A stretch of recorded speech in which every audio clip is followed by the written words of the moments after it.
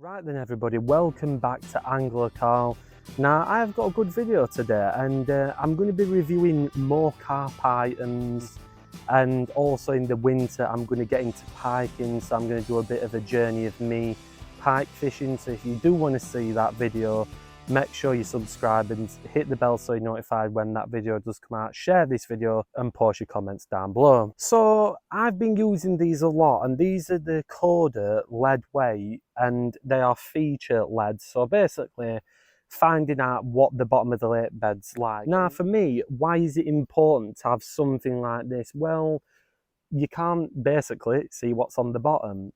And sometimes I remember when I first started carp fishing, or even feeder fishing, you'd chuck it in, you wouldn't even bother feeling what's on the bottom of that lake bed. You'd kind of just chuck out and that's it. A lot of beginners do that, and maybe some even people who's been fishing for a while. Let me know if you guys use something like this. And like I said, these aren't just for carp fishing. You should be using these with your feeder fishing, because let's say you're using a hybrid feeder, you still want to try and present that hybrid feeder on a good, flat lake bed. And these will help you find just that. I'm pretty sure these were £3 something or £2 something. I will get that price on screen. I'm going to talk about the design of these, and first of all I'm going to tell you what weights you get. So you get 113 gram, which is a 4 ounce. Korda do kindly give you the conversion of grams and ounce. Then you get an 85 gram, which is a 3 ounce. So they're plenty enough. I would find these are better for your smaller lakes, and then these are better for like your big, I would say, reservoirs, or maybe if you're on a river, and you want that extra weight to feel it.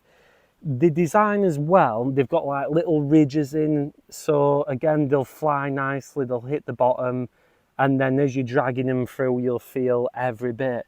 And I have had it before where I've actually had bits of debris on these, so I can tell what the bottom of that lake bed is by using this. Right then everybody, so I've got it attached like that to the braid. Now what you're looking for, guys, in terms of what you're feeling for, so when you first cast it out, as soon as it hits the water you want to put the bail arm on and sort of keep the rod up in the end. You're almost feeling the weight down.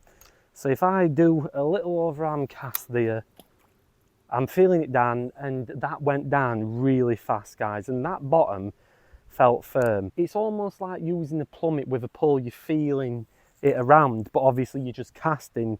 But you guys will see what I mean. So if I swing it out like so, like that, I can feel that that's a firm lake bed. Now I'm going to give it a little bit of a cast, guys, because I'm a little bit more confident. It's just a 12-foot rod and there's not much room behind us, and there's a little bit of wind. So I'm gonna see if I can get this just a little bit of, and then I'm just feeling it down, guys. Now I've casted that weight. Now this is the other thing what you do, guys. So you'll stand to one side, and as you're winding you'll feel it. Now this feels gravelly, like it's a bit weedy there, then it's the weight is bumping along. You can sort of see what's happening on the rod tip as you're winding to it. So when I'm moving that other, guys, I can feel everything. Felt a little bit snaggy. That is very snaggy there, and you can even just keep it in that position and sort of wind, and then you wind to it, and then you're bringing it back, so it feels a bit rough and bumpy there, guys. And then obviously we're back to the start again. Like I said, I'm going to see if you guys can see the rod tip. I hope you can. I'm sorry if the camera angle's really bad, but you'll instantly see just how the rod tip is reacting. See that? That's a big old snag, so we don't want to go in there. And again, if we bring, again, it's very snaggy there, very snaggy there. You can see how that rod tip has bent round. There's nice. Here's not too bad because I'm dragging it through. Here's quite nice as well. And then we're back to nearly the beginning, which this bit's quite a nice bit. So hopefully you guys were able to see when the rod really bent that it was a big snag, and that is somewhere where you don't want to be fishing, because if your hybrid feeder lands in that big snag, there's a good chance that potentially you're not going to be presenting your feeder that well, and that could cost you, you know, some fish. So like I said, very good idea, and make sure you're using that braid, because that will give you very good feedback on it.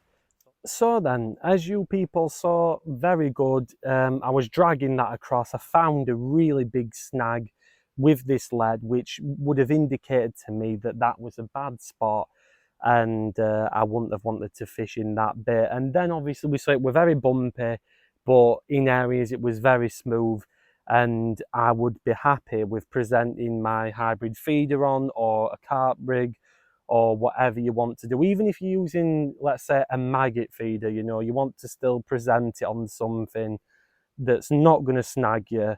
So like I said, for me, these aren't just for carpers, they're for people that use feeders or anybody like that. They cover a wide range of people, and a wide range of angling. Like I say, Preston are now jumping on the train and making these themselves, because it's a great way to find the features. And yeah, it does take time, but it is dead worth it, guys. It's a very good idea, and it's almost like plumbing up the, it's almost like using a plummet on a pole to find the good spots as you're moving that pole around. So to me, they are definitely worth the money, and the solid as a rock. Like I said, this, even the swivels haven't let me down.